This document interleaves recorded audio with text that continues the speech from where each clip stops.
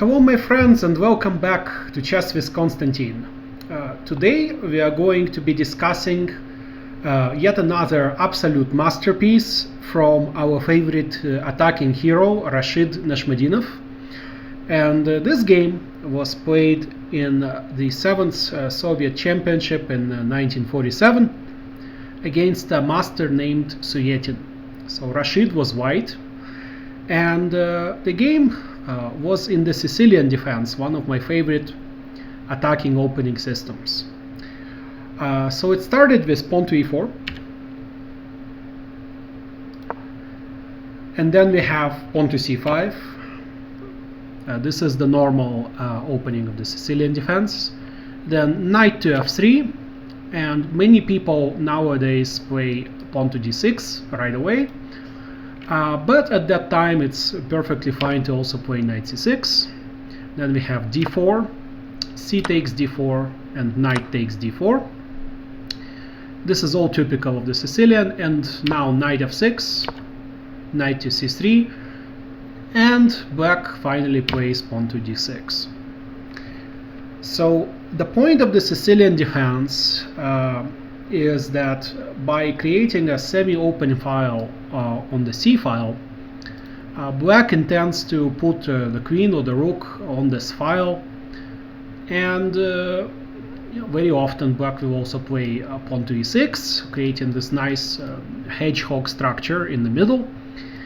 And black has some long-term advantages. So this semi-open file is one of them. And the other one is having two central pawns to white's one central pawn. And if you want to play for a win as black, the Sicilian is a great choice.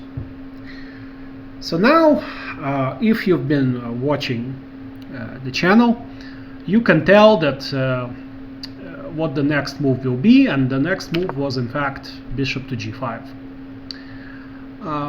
The point is, once you develop this bishop, it's not always clear where to put it, but this bishop is putting indirect pressure on black's position. The knight is not pinned, but it will be pinned if the pawn were to move. And white is also preparing moves like queen to d2 and castle queenside. And the response was pawn to e6 anyway, because black does have to develop.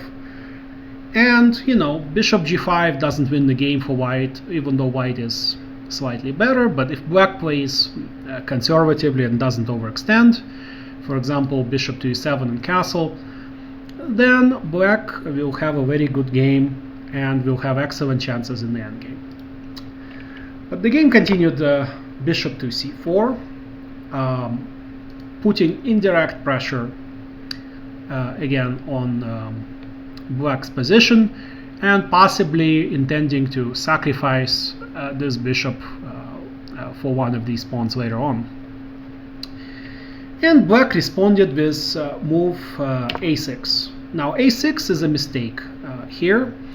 The reason why a6 is a mistake is because black shouldn't be wasting time with such moves when his king is still in the middle and he hasn't developed. So the correct move was indeed bishop e7 and then castle. But okay, a6 was played. And then we have the move knight takes c6, b takes c6. Notice now that the pawn structure on black's queen side was disrupted. And now white plays a typical positional sacrifice, and I want you to remember this idea. So the idea was e5. And go ahead and pause the video for a few seconds and see what is the correct response here for black to this pawn sacrifice, pawn to e5. Go ahead and pause now.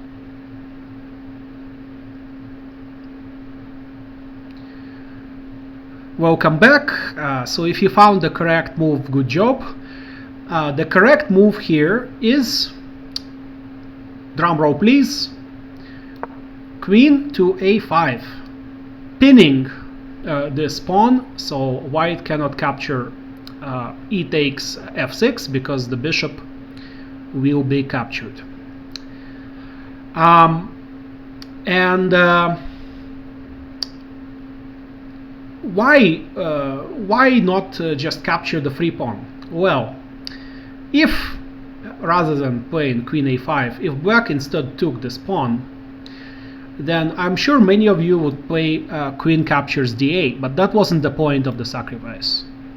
The point of this pawn sacrifice was to play queen to f3.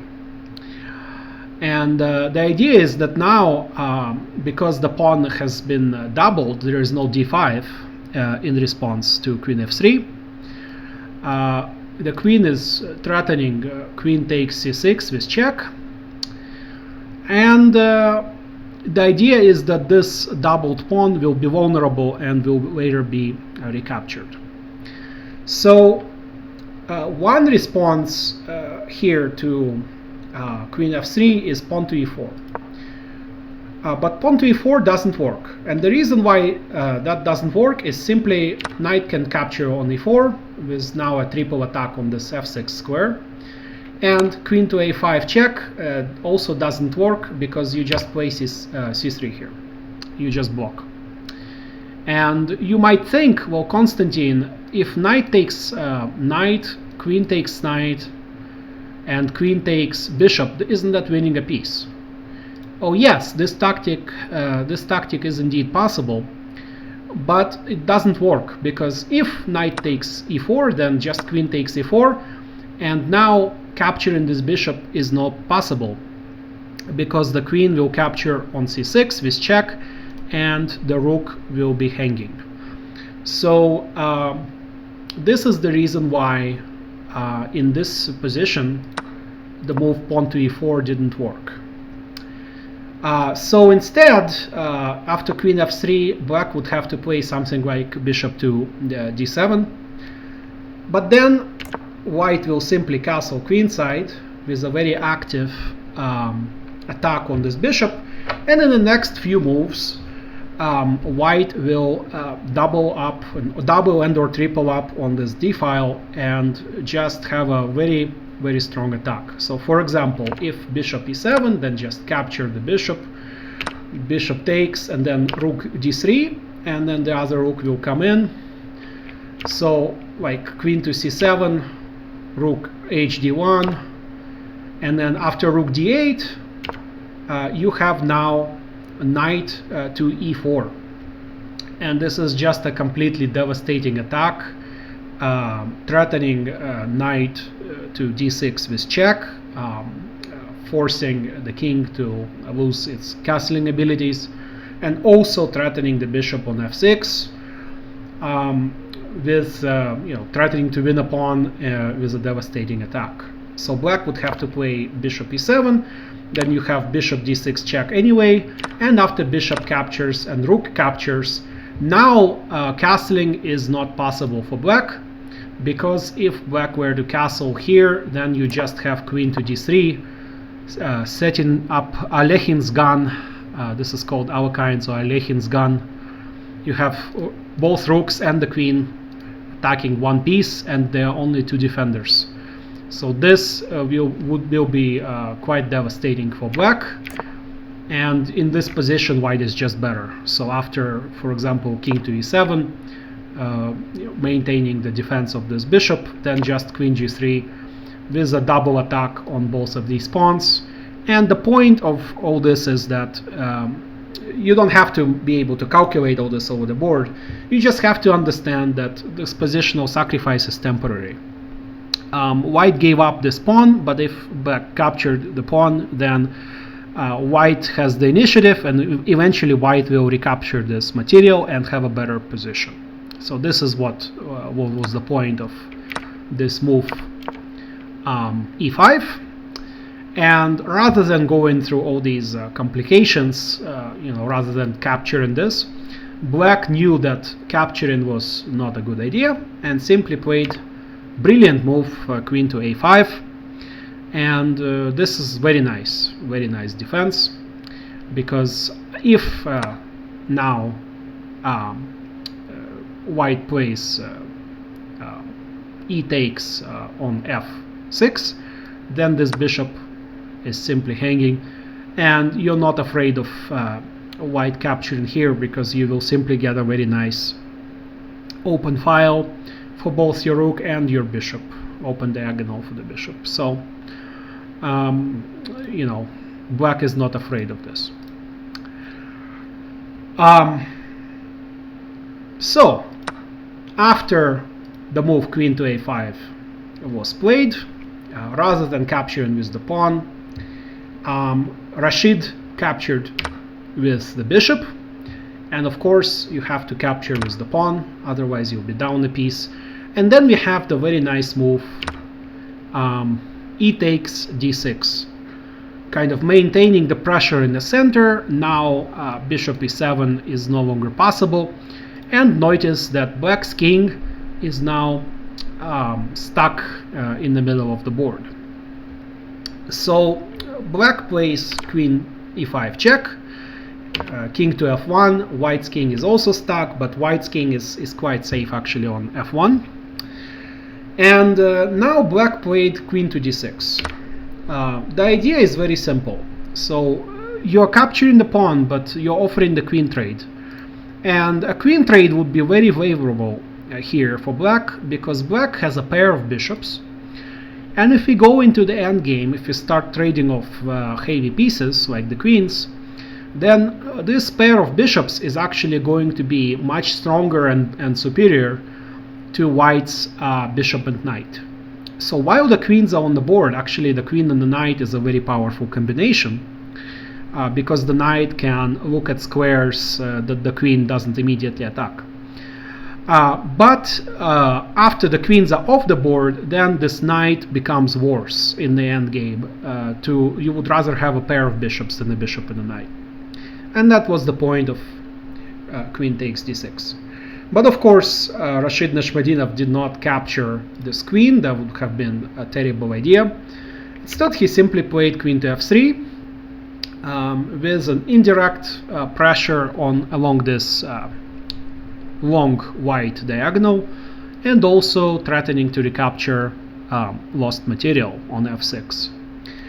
So black played f5, protecting this pawn. Then we have queen to d1, chasing black's queen. Now, of course, queen to c5 is not that great of a move, because simply white can play b3 and permanently entrench this bishop, and subsequently even knight to a4 is possible, chasing the queen and just completely paralyzing any kind of attacking chances black might have to try to break through here. So for this reason, queen to c5 wasn't played. Instead, after rook to d1 attacking the queen, then we have the move queen to c7. And here, ladies and gentlemen, I want you to be able to look at this position and ask yourself, who is better and why? What are the advantages that each player has? So black, as I've mentioned before, has the pair of bishops. That's the advantage of black's position. And so if the queens were to get traded, then black should have a better endgame. Also, arguable advantages of black's position are the semi-open files along the b file and possibly even the g file. If black is able to put his rooks on those files, they could then have some kind of attacking chances against white's position. So what are the disadvantages of black's position? Well, the disadvantages of black's position quite simply are that black's king is still in the middle and is potentially vulnerable to attacks. So if these pawns were to get broken down, then the naked king would be very vulnerable to getting mated. Another disadvantage of black's position is that black is actually quite a bit behind in development. If you notice, both bishops are still in their initial squares. And I want you to remember that normally you shouldn't weaken your king's position, but if and there are always exceptions. But if your opponent has a king that's potentially vulnerable, and he's behind in development, then it's okay to weaken your position, because if in exchange you can get some kind of attack. So here, with this reasoning, white played pawn to g4, simply threatening to capture on f5 and start breaking down these pawns that protect black's king. So f takes g4 was played, then we have queen takes g4, and now black makes a mistake with bishop to b7. Really, when your king is in the middle like this, putting a bishop on the long diagonal, while it could have you some long-term advantages, you have to really wonder in the short term if you should be removing one of the defenders of your king. And so rather than playing bishop b7, maybe bishop to d7 was a better move. But okay, Suetin played bishop b7 here, with the idea, of course, that the bishop will eventually be powerful on this long diagonal, and maybe he was considering putting the king simply on e7, I'm not sure. But go ahead and pause the video now and see if you can find this idea for white. I'll give you a few seconds.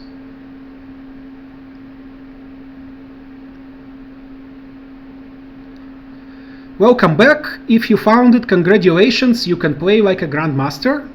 The winning idea here for white is indeed the bishop sacrifice, bishop takes e6, breaking down these pawns.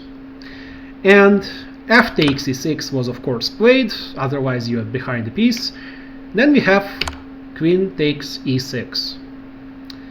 And when we look at what actually happened in the game, and in the game bishop to e7 was played. But let's see what would have happened if the queen were to block. So after queen to e7, if you are a discerning player, you might notice that you have simply queen to f5. Now the threat is, well, there are several threats, but one of the threats is simply to rook to e1, pinning this queen. And another threat is potentially queen h5 check. But you have to be careful. So if now in this position black were to play bishop to c8, attacking the queen, it's tempting, and many of you I'm sure would play queen to h5 check, with the idea being that queen to h5, then queen blocks, then you have this check on e5, and after queen blocks again, then you can capture the rook. But unfortunately this doesn't work, because after the bishop was played to c8, you have black now has a mate in 2. Bishop h3 check, and now the king cannot come to this file, so the king has to come to g1, and then queen to g5 is actually checkmate. So you have to be always careful when you're attacking that you don't get kind of checkmated yourself and become overeager. But the point is that after the queen were to block with queen to e7, and then you have queen f5 and bishop to c8, the correct move here is simply queen to f3. And white is just better here despite being down a piece. This rook is not doing anything at all. It's as if black is playing a rook behind, and it's going to be very difficult to defend all these threats. First of all, you have a threat here of queen takes c6 with check, and obviously blocking with the bishop would be impossible because the rook would be captured. And then you have another threat of rook to e1, pinning the queen. And these threats combined with also the threat of knight coming to e4 and having very devastating attacking checks on f6 or d6, all of these threats are impossible for black to defend. So you can make positional sacrifices like this. If you can see the position, 3-4 moves down the road is like this, and you figure, okay, I have rook to e1, I have knight to e4, I have this. These threats are not easy to defend, and it's perfectly fine, even if you're not able to calculate all the variations. It's perfectly fine to make speculative sacrifices. But okay,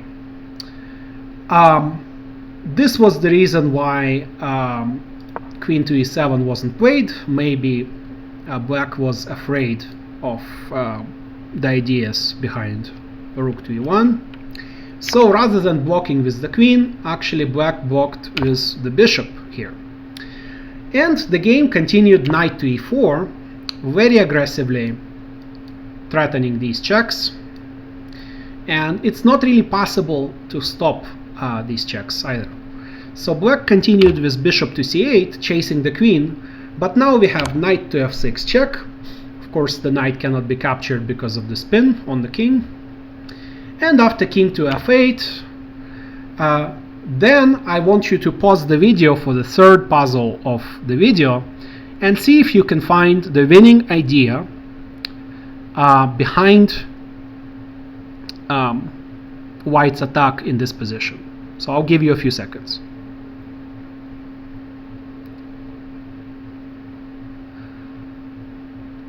So welcome back. If you are a genius and can play like Stockfish, you would have found the winning move here, which is the simple knight d7 check.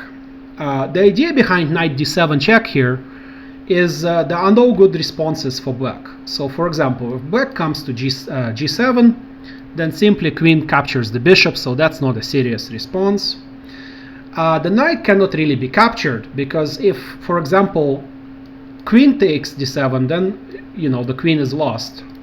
And if bishop takes d7, then simply rook takes d7, and now you have an attack on the queen, and you're about to get mated with the threat queen takes e7 and then mate in the next move. So the simple knight d7 wins, and if in this position the king comes to e8, then you have simply rook to g1, and this mate can be delayed but not stopped. The idea is simply rook g8 and rook takes g8, queen takes g8, and then mate in the next move. So this mate cannot be stopped. And now if bishop takes here, then you're going to get mated with this move. I mean, this is just unstoppable.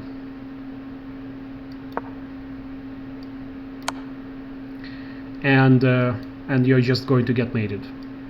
I mean, there is no way to stop this. So this is the best move and the computer recommended move. But there's another move that is also very entertaining and very nice in this position, rather than knight d7 check. And the move that was actually played in the game is rook d7. Maybe it's not better, but it's certainly a very forcing move.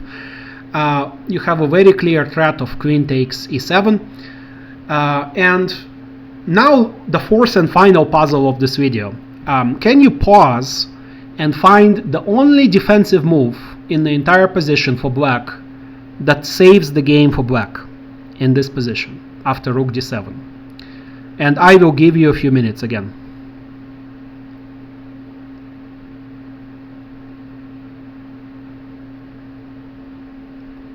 So welcome back. If you have a genius talent in defending, you will find the move that saves the position for black. And that move is, of course, queen d6. I'm not sure if any of you saw this move. But it's not intuitive, but the idea is that the rook cannot capture on d6 because the queen is hanging. And if queen takes d6, then of course you have bishop takes, and the position is actually saved. But I'm sure that queen to d6 is not easy to see, and maybe Nezhmetdinov himself didn't see this defensive move for black. But of course, the losing move here is simply capturing the rook. If bishop takes on d7, as occurred in the game, then we have the simple move knight takes d7 with check, and of course the king came to e8, and after this we have knight f6 check, king to d8. Of course the king has to come to d8. If the king comes to f8, then we have simply rook to g1 with the same mate threat I showed you. And after king to d8, see if you can find the winning idea for white. And this is, I promise, this is the last puzzle of this video. Go ahead and take a few seconds, a few minutes, pause the video and see if you can find the winning idea for white from this position.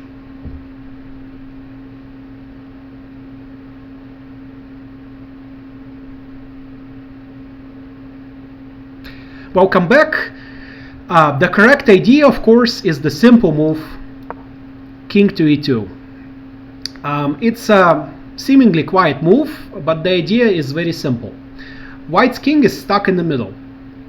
The king cannot come to e8 because of the knight. The king cannot come to c8 because of the queen.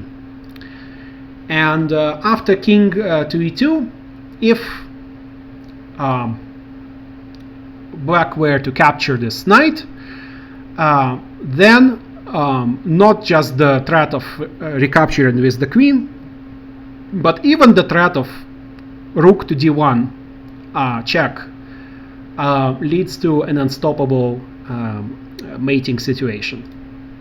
So actually in this position, black has to give up the queen with queen to d6, and after simply rook to d1 and queen captures rook and king captures rook, this position will be lost. Now you have the threat of mate on d7, so the knight has to be captured, and after this, after a few more moves, white ended up winning this game and black ended up resigning.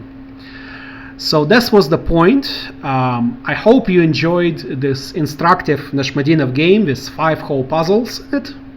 I promise not to make this a regular practice, but there were just so many interesting positions that were very instructive that I had to do it.